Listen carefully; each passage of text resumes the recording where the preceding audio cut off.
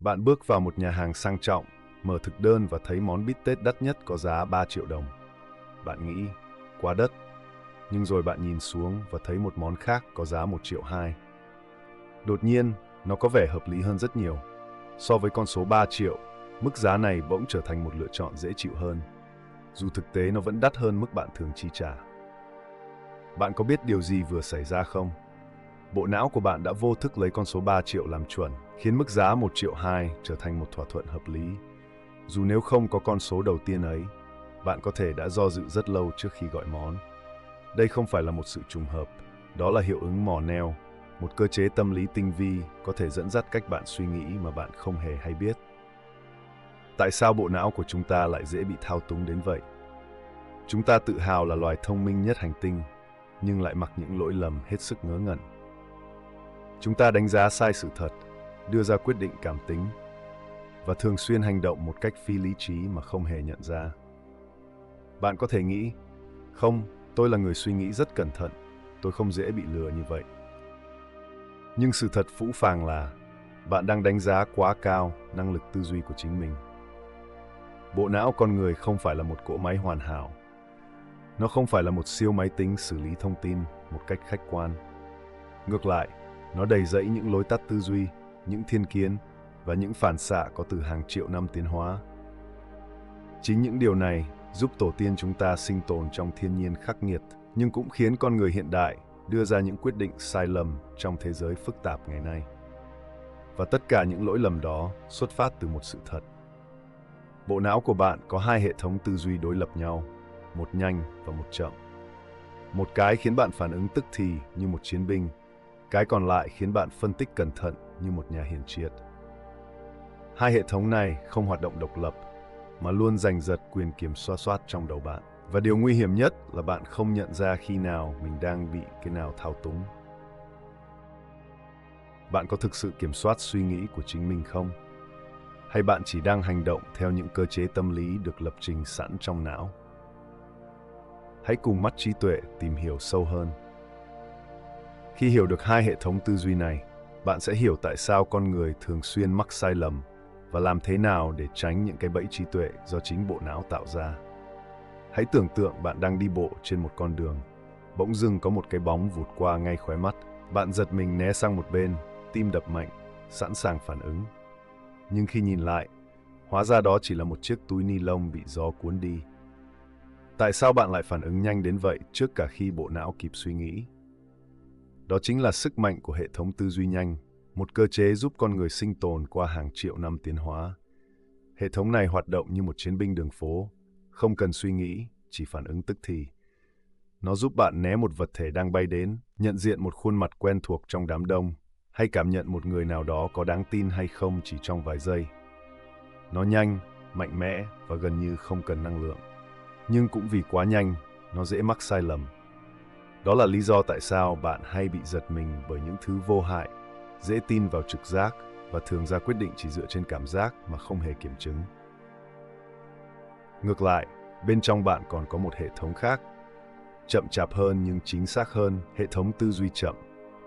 Đây là phần não bộ giúp bạn phân tích, lập luận, đưa ra những quyết định có ý thức. Khi bạn giải một bài toán phức tạp lên kế hoạch cho tương lai, hay cố gắng hiểu một vấn đề trừu tượng, hệ thống này đang hoạt động. Nó giống như một nhà hiến triệt, chậm rãi, cẩn thận và đòi hỏi rất nhiều năng lượng. Nhưng vì tiêu hao nhiều sức lực nên bộ não thường xuyên lười biếng và tránh sử dụng nó trừ khi thực sự cần thiết. Hai hệ thống này không hoạt động tách biệt mà luôn tranh giành quyền kiểm soát trong đầu bạn. Khi bạn nghe một câu hỏi đơn giản như 2 cộng 2 bằng mấy, hệ thống tư duy nhanh ngay lập tức đưa ra câu trả lời. Nhưng nếu tôi hỏi 16 cho 24 bằng bao nhiêu, thì sao?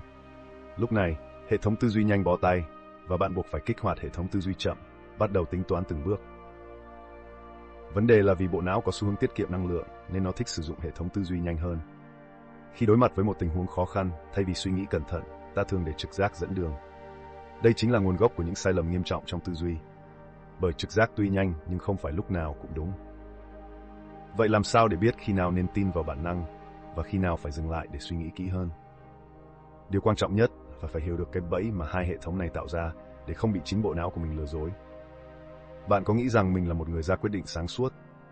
Bạn có chắc rằng những lựa chọn bạn đưa ra mỗi ngày là hoàn toàn khách quan và hợp lý? Nếu bạn tin điều đó, thì có lẽ bạn đã rơi vào cái bẫy lớn nhất của bộ não, ảo tưởng về sự kiểm soát. Đầu tiên là hiệu ứng mỏ neo. Bạn bị thao túng mà không hay biết.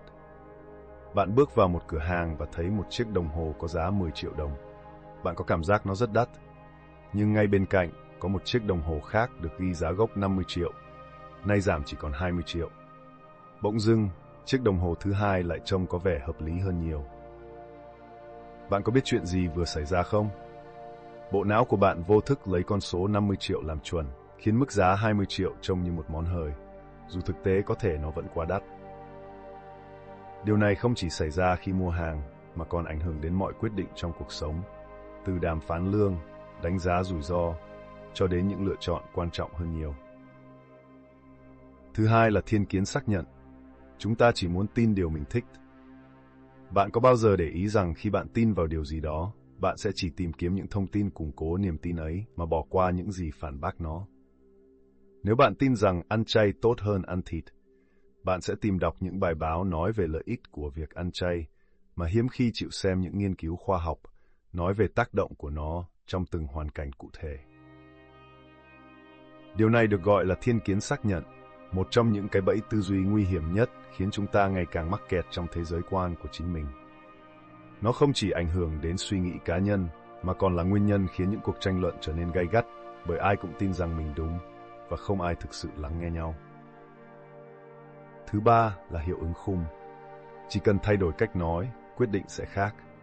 Giả sử bạn đang cần phẫu thuật, bác sĩ nói với bạn rằng phương pháp này có tỷ lệ sống sót 90%. Bạn cảm thấy khá yên tâm.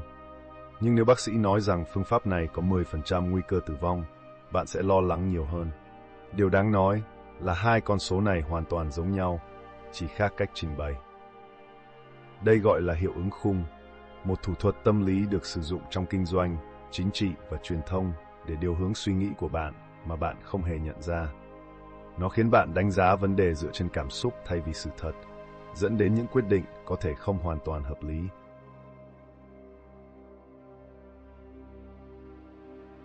Thứ tư là ảo tưởng kỹ năng.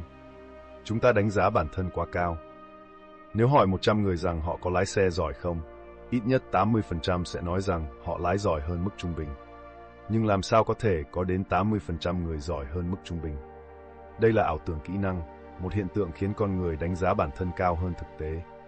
Nó xảy ra ở mọi lĩnh vực, từ kinh doanh, đầu tư cho đến thể thao. Nhiều nhà đầu tư tài chính tin rằng họ có thể đánh bại thị trường, trong khi thực tế hầu hết đều thất bại. Điều này bạn có thể thấy phần lớn ở những thị trường crypto, chứng khoán hay forex. Nhiều người nghĩ rằng họ hiểu biết về một chủ đề nào đó, trong khi thực ra họ chỉ mới biết sơ qua bề mặt. Điều này khiến chúng ta dễ đưa ra những quyết định sai lầm, đặc biệt là trong những lĩnh vực đòi hỏi kiến thức chuyên sâu. Thứ năm là ảo giác kiểm soát. Chúng ta tưởng mình kiểm soát mọi thứ, nhưng không phải. Chắc chắn bạn đã thấy ai đó đập mạnh vào điều khiển TV khi nó không hoạt động. Như thể cú đập đó có thể làm mọi thứ vận hành tốt hơn, hoặc có người bấm nút thang máy nhiều lần để nó đến nhanh hơn. Đây gọi là ảo giác kiểm soát. Một cơ chế khiến con người tin rằng họ có thể tác động đến những thứ hoàn toàn ngẫu nhiên.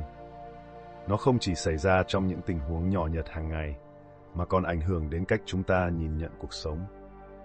Khi một ai đó đạt được thành công, họ thường tin rằng đó là do sự tài giỏi và nỗ lực cá nhân, trong khi thực tế có thể may mắn đóng vai trò lớn hơn họ nghĩ.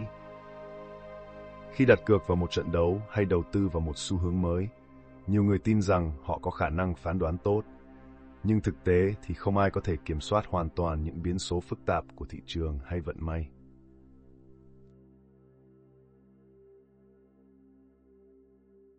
Đến với phần lý thuyết truyền vọng. Bạn hãy tưởng tượng mình đang tham gia một trò chơi. Tôi đưa cho bạn 1 triệu đồng và cho bạn hai lựa chọn.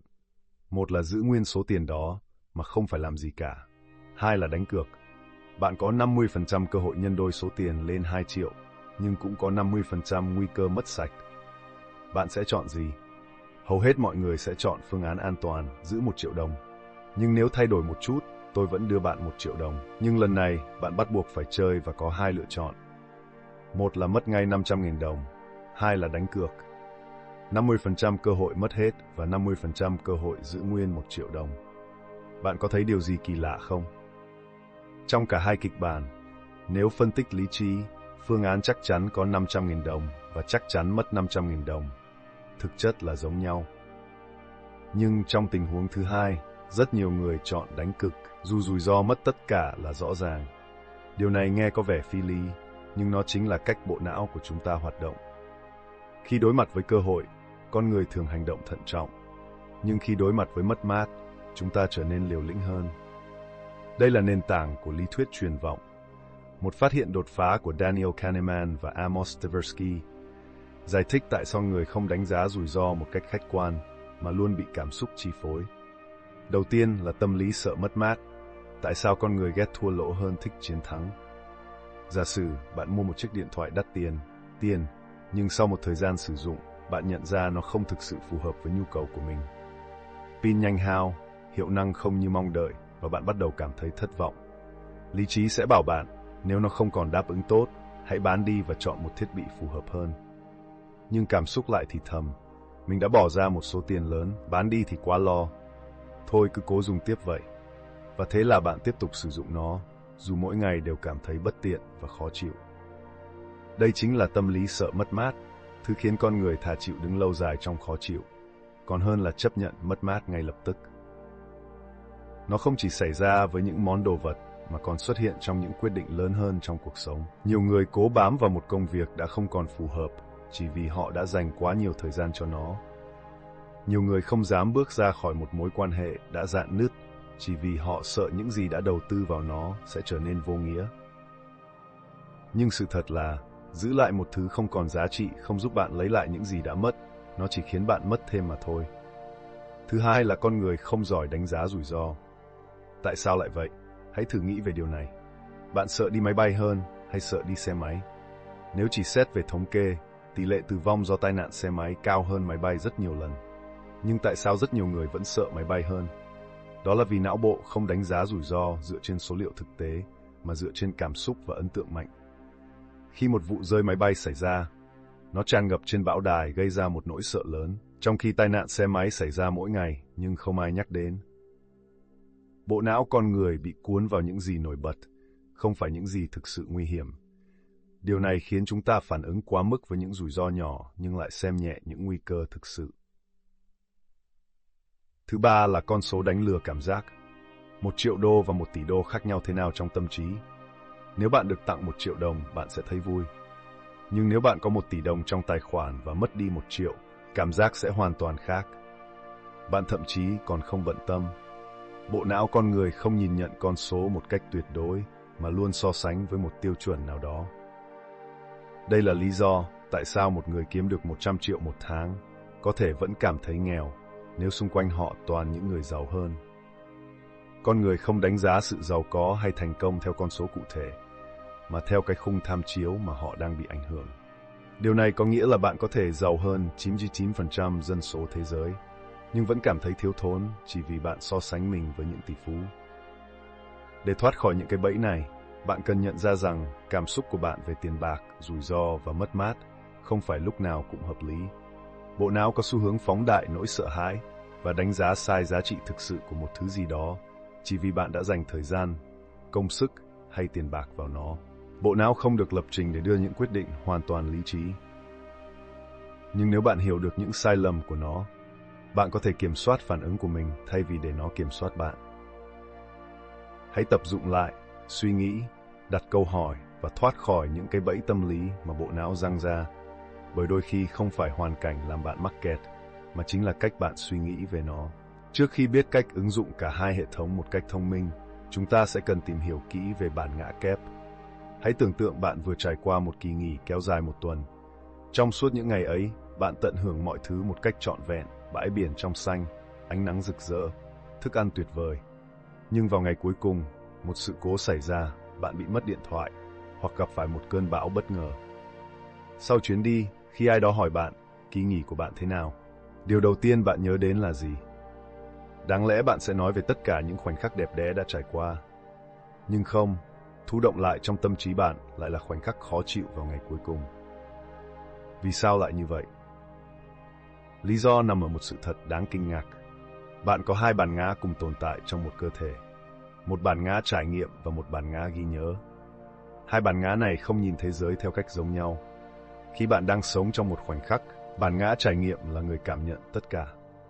Nó sống trong hiện tại, cảm nhận từng giây phút. Nhưng khi bạn nhớ lại một sự kiện, bản ngã ghi nhớ lại là kẻ nắm quyền kiểm soát. Và điều đáng sợ là bản ngã này không quan tâm đến tổng thể trải nghiệm của bạn, mà chỉ tập trung vào hai thứ, đỉnh điểm và kết thúc. Đầu tiên là bộ não ghi nhớ kém. Những gì ta nhớ không giống những gì ta đã trải qua. Thử nghĩ về một bộ phim. Nếu nó hay từ đầu đến cuối nhưng cái kết dở tệ, bạn sẽ nhớ về nó như một trải nghiệm tệ hại, dù phần lớn thời gian xem phim bạn vẫn thích thú. Điều tương tự cũng xảy ra với những ký ức trong cuộc đời.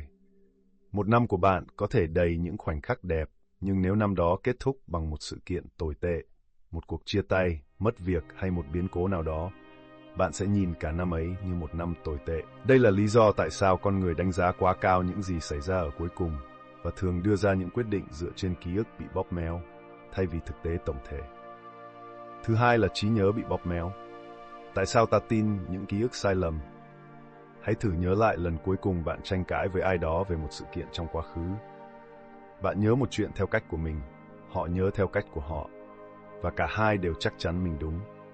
Nhưng có một sự thật là, ký ức không phải một cuốn phim ghi lại sự thật, mà là một câu chuyện được bộ não tự dựng nên. Khi bạn nhớ về một điều gì đó, bộ não không chỉ đơn giản phát lại ký ức như một đoạn video, mà nó tái tạo lại ký ức dựa trên những gì còn sót lại trong tâm trí. Và mỗi lần bạn nhớ lại một điều gì đó, ký ức đó có thể bị thay đổi một chút.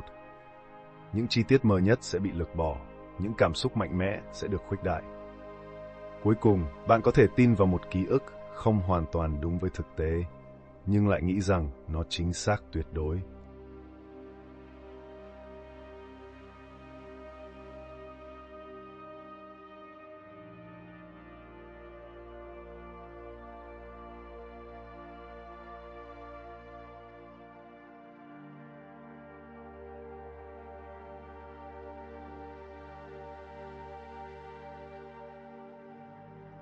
Chúng ta có hai cái tôi đang tranh giành quyền kiểm soát. Bản ngã trải nghiệm sống trong hiện tại. Nó là kẻ cảm nhận nỗi đau khi bạn bị bỏng tay, là người tận hưởng cảm giác sung sướng khi ăn một món ăn ngon. Nhưng bản ngã ghi nhớ mới là kẻ quyết định bạn có muốn lặp lại trải nghiệm đó hay không. Nếu bạn ăn một bữa ăn ngon nhưng bị đau bụng ngay sau đó, bản ngã ghi nhớ sẽ gán cho toàn bộ trải nghiệm ấy một cảm giác tiêu cực, dù thực tế phần lớn thời gian ăn uống bạn đã rất vui vẻ. Điều này có nghĩa là bạn không sống vì bạn ngã trải nghiệm, mà đang sống theo những gì bạn ngã ghi nhớ quyết định rằng bạn đã trải qua.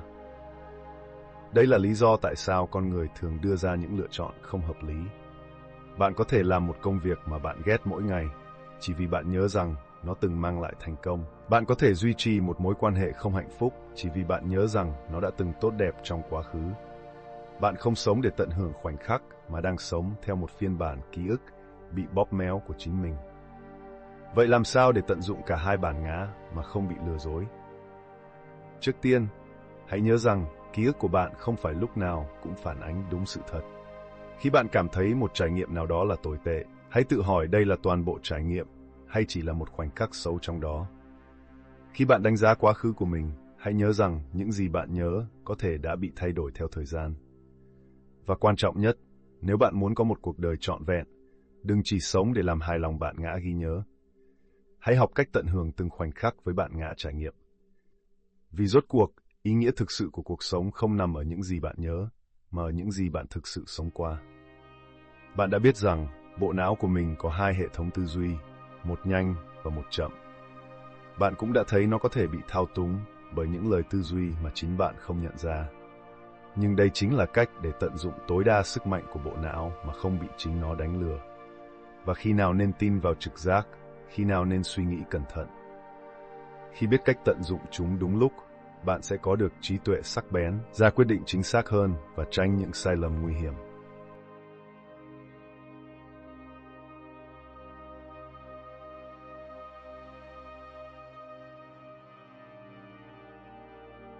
Vậy khi nào bạn nên tin vào trực giác? Trực giác là một công cụ mạnh mẽ. nhưng nó không phải lúc nào cũng đúng.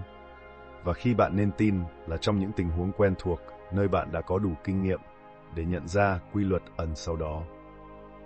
Một bác sĩ giàu kinh nghiệm có thể chẩn đoán bệnh tình bằng cách nhìn vào sắc mặt bệnh nhân. Một cầu thủ chuyên nghiệp có thể dự đoán hướng bóng trước khi nó được chuyền đi. Một nhà đầu tư kỳ cựu có thể cảm nhận thị trường mà không cần nhìn vào biểu đồ.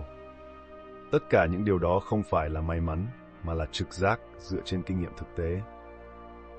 Nhưng nếu bạn không có kinh nghiệm, nếu bạn chưa từng gặp tình huống tương tự trước đây, thì trực giác của bạn chỉ là một trò lừa của bộ não.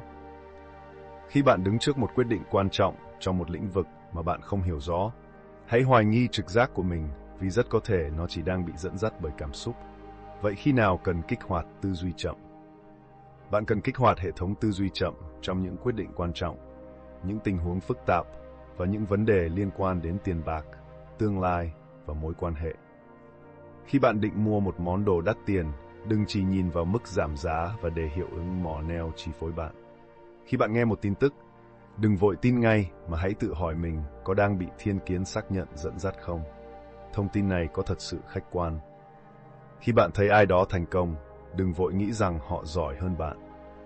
Có thể bạn chỉ đang nhìn thấy mặt nổi của tảng băng chìm, còn những thất bại mà họ trải qua, bạn không hề biết đến.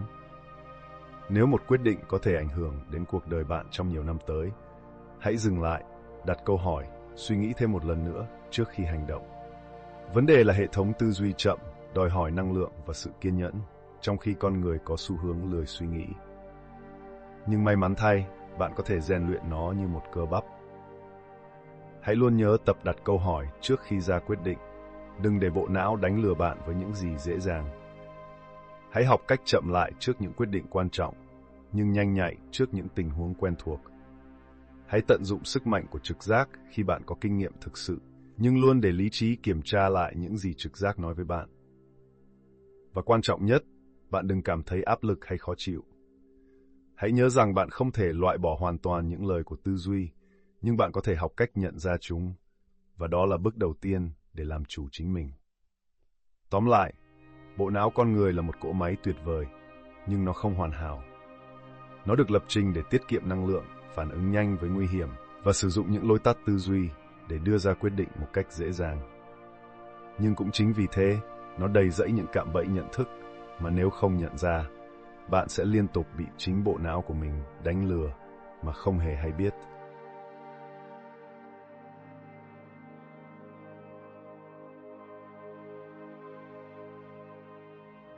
Bạn tin rằng mình là người suy nghĩ có lý trí, nhưng sự thật là hầu hết các quyết định của bạn đều được đưa ra bởi một hệ thống tư duy nhanh, một hệ thống dựa vào bản năng, cảm xúc và những ấn tượng thoáng qua hơn là sự thật khách quan. Bạn đã thấy bộ não có thể thao túng bạn như thế nào?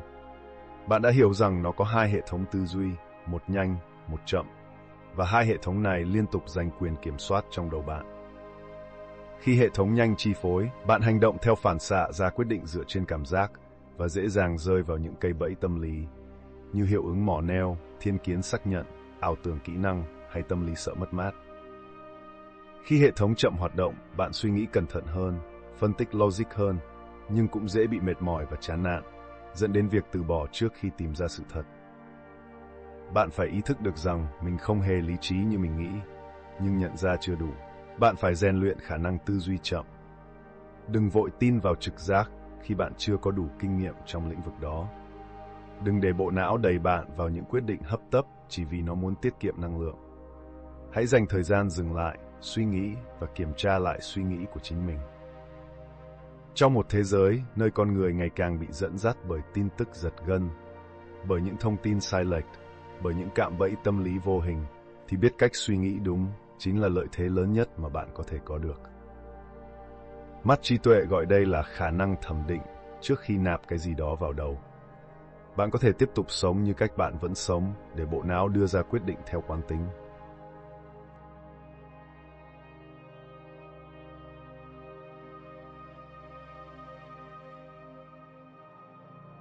Hoặc bạn có thể chọn sống một cách có ý thức, nhận ra những giới hạn của chính mình và học cách kiểm soát suy nghĩ thay vì để suy nghĩ kiểm soát bạn.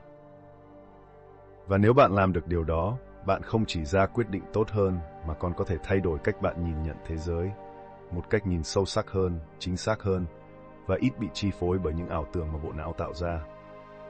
Bởi cuối cùng, sự khác biệt giữa một người bình thường và một người thực sự thông thái không nằm ở trí thông minh mà nằm ở khả năng nhận ra đâu là sự thật, đâu là ảo giác chính suy nghĩ của mình. Cảm ơn bạn đã đồng hành cùng Mắt Trí Tuệ. Đừng quên dành tặng cho Mắt Trí Tuệ một like, nhấn đăng ký kênh và chia sẻ video đến những người thân yêu bạn nhé. Mắt Trí Tuệ chúc bạn có một tâm trí sáng suốt, một trái tim an nhiên